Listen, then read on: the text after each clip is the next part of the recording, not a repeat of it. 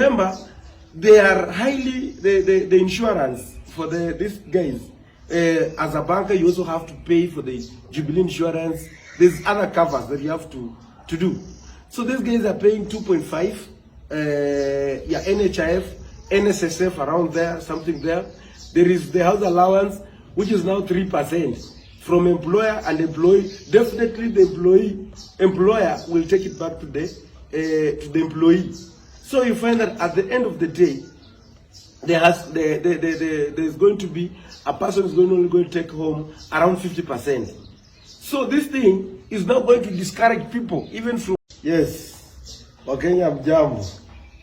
So mimi nataka kuongelea leo mambo ya finance bill. Finance bill tumeshapoteza. As Kenyans, we lost it in the parliament. I voted no. And one thing I knew is that yesterday I just met with some people and we were talking about the ripple effect of this finance bill. And I want to support what the Gachagua said, that to told the university students that there are no jobs. Yes, indeed. And that is what I think, as they say that they want the hustler person. The Kenyans, all Kenyans will be called hustler. Indeed, it's true.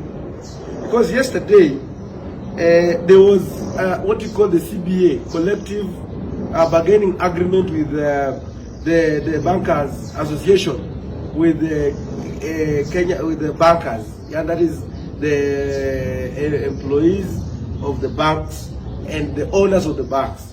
That is the, and they agreed. Because of this, all the employees is going to come. The taxes are going to be paid, even for the bosses now, the big men in the house. You cannot beat them. Now the person who is going to suffer in all this game, ni mtu wa chini pale. Now, before last week, the entry level for a teller in the bank was going to get, I was getting 94,000. That is the gross plus house allowance of around 20,000, which is coming to 114,000.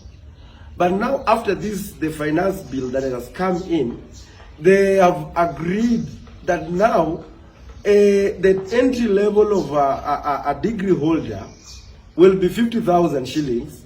That is the gross plus the 50,000. That is 50,000. That is house allowance. Yeah, 5,000. Now that's going to be 55,000. So from 94 to 50, from 20 to 5,000.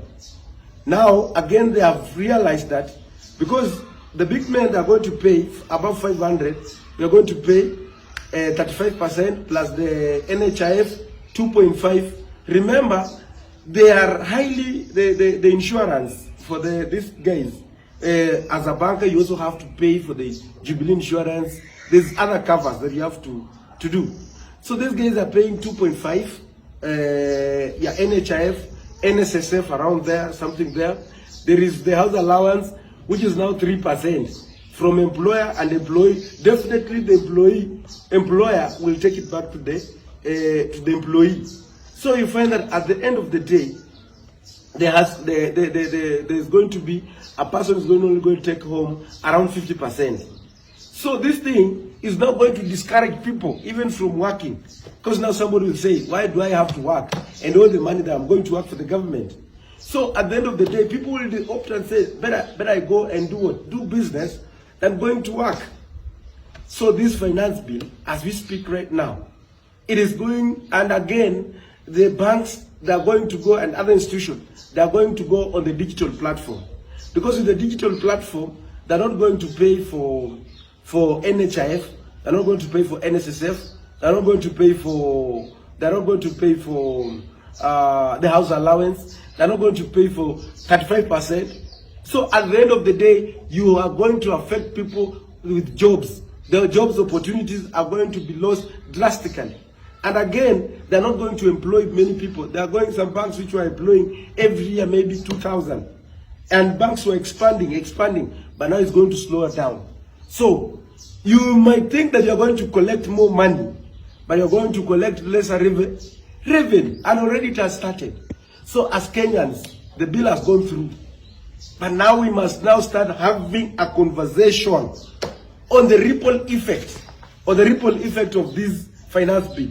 If we see that this finance bill is taking us nowhere, and again, wezi chukua wale watoto ambao wamaliza university, waende kwa mjengo, you see, okay, we are not saying that we are undermining them, but they are learning, at least they can have a better life. You are closing. Hii ya mafuta itakuja, vitu itakuwa na hyperinflation. Where are we going to run for as Kenyans? So as much as we have already walitushinda kwa bunge, but we must have a conversation. That the conversation, we must monitor this bill.